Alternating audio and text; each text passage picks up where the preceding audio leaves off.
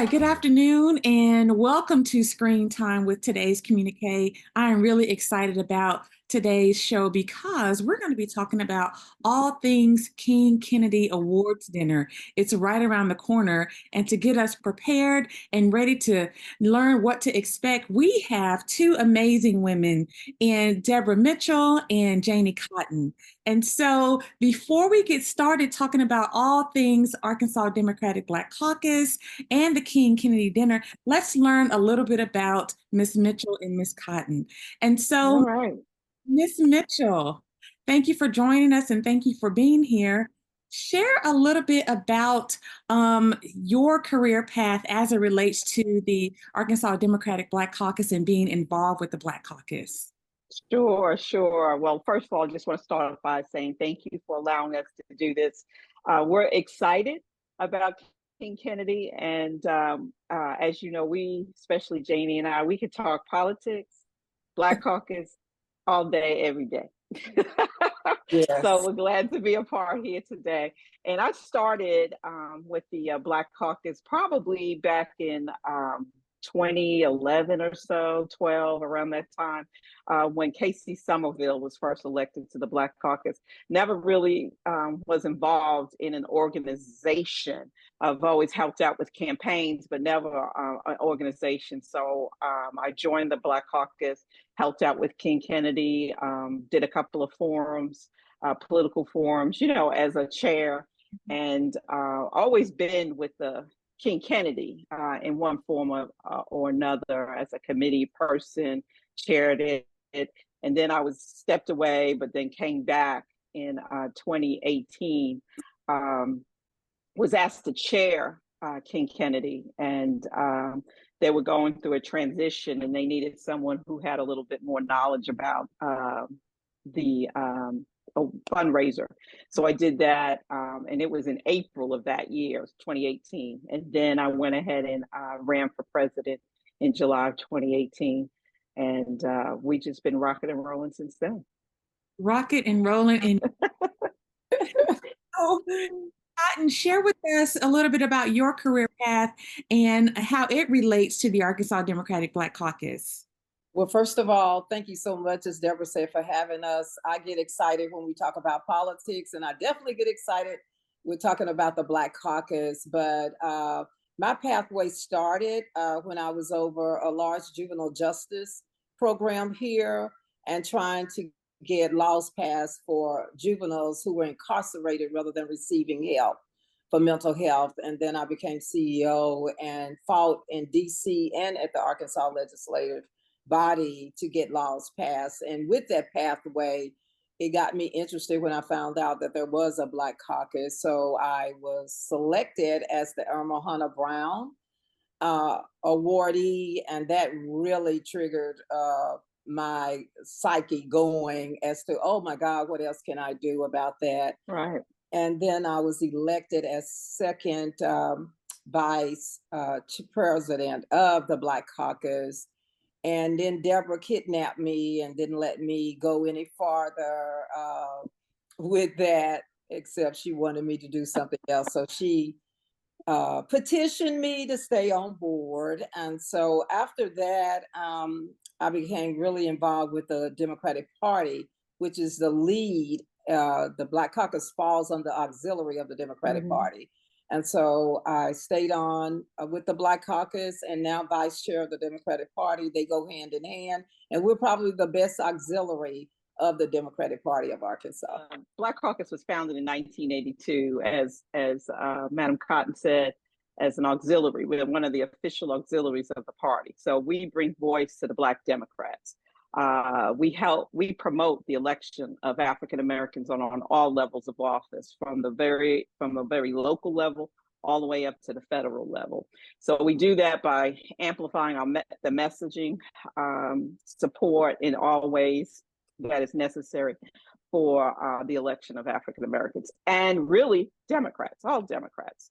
So in 2005, the King Kennedy was just a simple dinner. It was a fundraiser. It was an opportunity to honor and recognize Arkansans in various categories. And the very first one the 5 honorees that night became what is now those awards are named after. So we call them the namesake honorees, and that was Irma Hunter Brown, Thomas E. Patterson, Annie Abrams, Dr. Jerry Jewell, and Calvin King. So Irma Hunter Brown is focusing on women in leadership. So that award is recognizing women of color in that area of leadership. And Thomas Patterson is education focused. So people who apply to be a recipient of that award are in the education field. Annie Abrams, of course, is community service. We recognize individuals or organizations that exemplify extraordinary community service. And then Dr. Jerry Jewell is government leadership. So we're looking for someone who has displayed a role in some sort of government related agency, whether it's city, county, state, or federal. And then last is economic development, servicing, promoting the welfare of the underserved in economic development. And that's named after none other than Mr. Calvin King. So in 2012, the Lifetime Achievement category was established.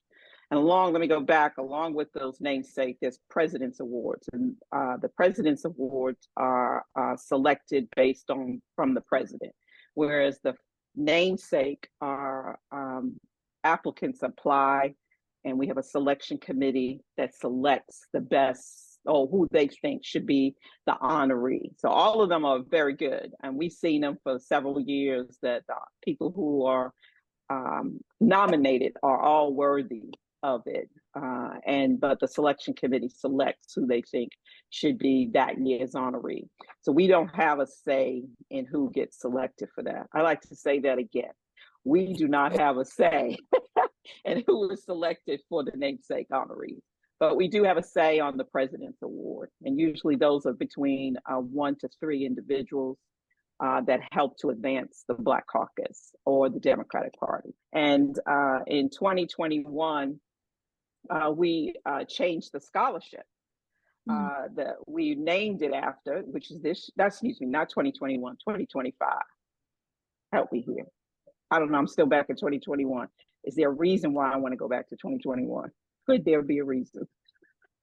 But 2025, this year, we named the scholarship after Joyce, the former state senator, Joyce Elliott. So it's called the Joyce Elliott Outreach Scholarship. And we doubled the award from $500 to $1,000, given to a deserving student who currently attends one of the 4 HBCUs in Arkansas and has made a commitment to public service. Let's just jump right in and just find out who's receiving these awards at the King Kennedy Awards dinner. So, sure. Ms. Mitchell, can you reveal the names? Is this breaking news? Some folks may, there are others who may be unaware. So let's just let everybody know who's going to win these fabulous awards. Absolutely. We're really ecstatic. I'll tell you this, everyone who was nominated in all categories, all I kept on saying is, I am so glad I am not the judge selecting this, because it was very tough. I'm gonna let you know it was tough. Some amazing people were nominated, especially our most competitive one is the Irma Hunter Brown Women's Leadership Award. This year, it is none other than Ms. Jill Floyd, who is Arkansas State Director for USDA Rural Development. She comes with a very good resume of her commitment to a community. She is enter into careers that normally you don't see women, and especially Black women. So she represents, we're looking for people who really show a positive force for our community, and she has done that. For the Thomas C. Patterson Education Award goes to a National Board Certified teacher, and she's a social media sensation out of Malvern, and that's Miss Claudine James. You would see her as the English teacher on various like YouTube, and I saw her last post on TikTok. She used the word, she's always educating students about English, about the grammar, use of correct grammar. She makes it more engaging. And she says today's word is distraught. So she was explaining why she was using it in sentence that relates to him. And she has about 30 million 30,000 followers for that. And then our Annie Abrams Community Service Award goes to Alpha Gamma Theta Omega chapter of Alpha Kappa Alpha Sorority Incorporated. They're in the North Pulaski chapter, relatively new chapter to the AKA, and they just really took off doing a lot of service to their community in the Sherwood, Jacksonville, North Pulaski part of the area. So they're being recognized with that. Dr. Jerry Jewell Government Leadership Award goes to Judge Wayman Brown. He is Arkansas Court of Appeals judge, and he's the first African-American and longest serving African-American in that field. Also for the Calvin King Economic Development Award goes to Corey Anderson. He is the Chief Innovation Officer for the Winthrop Rockefeller Foundation. So he has a long list of support in giving back to his community. And so those are our namesake honorees. For our President's Award, we have Faith Seahorn. As you know, that she is Miss Volunteer Extraordinaire. Yeah. Volunteer of the Year. I mean, you call on her. She has a business where if you have some organization or an event and you need volunteers, she trains and she trains people who want to give back to their community and does a great job. She has been with part of our King Kennedy committee since I've been in, since 2011. And then also we have out of Clark County, Mr. Zach Bledsoe. Okay. He is chair of the Clark County Democratic Committee. He is a force in Arkadelphia. He's a instructor or in education, like political science, but he really knows. You call him professor, right? Professor.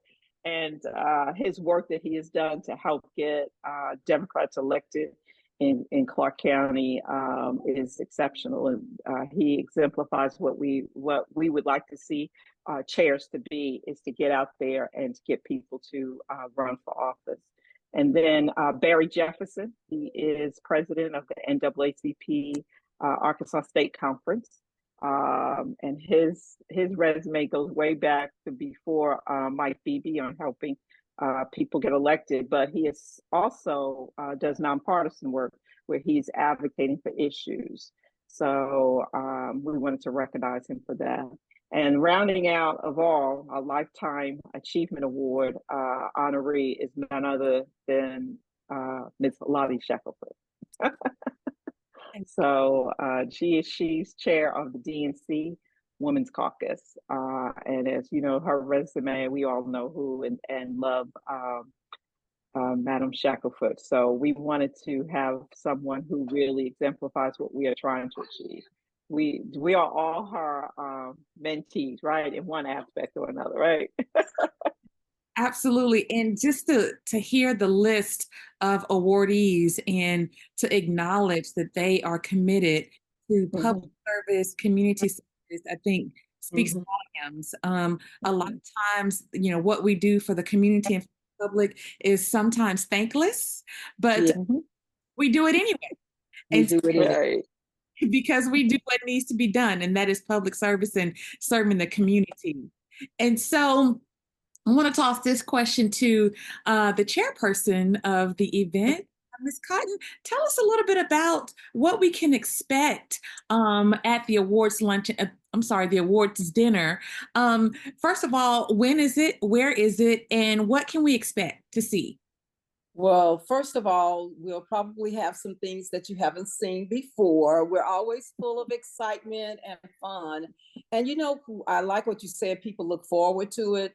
People love to dress up and come to King Kennedy. They love to fellowship. We have switched from buffet style to sit down style. and people love to commune with their neighbors. And so it's wonderful. What I love about it is we have had a host of exemplary people who show their gifts and talents, from our young people from public schools, since they're fighting for that. I wanted to say that, from public schools, who always give their talents as the troops for doing the Pledge of Allegiance, till our babies who have done ballet. We have people who sing. In fact, our co-chair, David Ashley, was the featured singer last year for our entertainment. And then we have the best food. We get together and pick people every year to provide food. And last year we had Aretha's Beverage, and people loved the soul food. It was one of the highlights of our thing. What I love about it also is we not only support, we have allies in our Black Caucus. You know, our members for the Black Caucus are African Americans, but we have allies who are non-African American who support us through their membership and through sponsorships. We have had some great sponsors. So we're excited about that. So it is going to be February 15th. The VIP reception starts at 5:30, and the awards dinner starts at 6:30 at Winsong. It's going to be a great occasion. So get dressed, put your high heels on, your cowboy boots, your tall over the knee boots, whatever fits your fancy, and come join us. We are always at the capacity of at least 400 people that attend the event. And so we're excited about it. I love that. Again, the fact that we're celebrating what's often called our unsung heroes, because they're busy serving the community and doing public service, which is frankly what life and legacy was of Dr. Martin Luther King Jr. and President Kennedy. And we always do it in the month of February because we want to celebrate Black history. And this year we will be doing a small tribute to the Black cowboy. Those are those unsung heroes that don't really get recognized. And here we are in Black History Month. So we want to just do a little bit to really showcase and highlight the contributions to Arkansas and to America. And just like Dr. King did. One of the things that we always know about the legacy of Dr. King is his fight for justice and equality and human rights. And so that's why you see our awards we're looking for people that kind of align with that. What are they doing in their career, whether it's community service, making sure that people are giving back in a form that it's dealt with either social justice, voters' rights. So that's one of the things. And as you know, the last 12 years of Dr. King, he was fighting for our voting rights, especially with the patches of the 1965 voting rights, which really gave us, all three of us, that ability to vote. So that's that message that I think that when we look at some of the people, are they continuing to fight for that? And Ms. Mitchell, tell us how, if someone wants to learn more about the Arkansas Democratic Black Caucus or join the caucus, how do they reach out and learn more? Sure, you can find more information about the Black Caucus and what our objectives and missions at our website. It's ARK, democraticblackcaucus.org, ARK. And there is the sponsorship packet. You can download and get that off of the King Kennedy tab. But our membership tab is there as well, and it'll click and you can sign up. There's a form that you fill out, and payment for 1 year is $25, as was shared earlier, and $150 for a lifetime. And lifetime members gets this beautiful lifetime lapel pin, and you never have someone asking you to renew your membership. But as she alluded, that's one of the things, the values of with King Kennedy for individual ticket holders. That does, and that's optional if they want to become a member. And usually most people take it for 1 year membership to the Black Caucus. So you can catch us there on our website, also on all different social media platforms, Facebook, Instagram, and Hateful X on those platforms. Thank you, Ms. Cotton and Ms. Mitchell. Thank you, Kenya. Facts about the 2025 King Kennedy Awards dinner. We're looking forward to seeing everyone there. And with that, ladies, that's a wrap. Thank Thank you. you.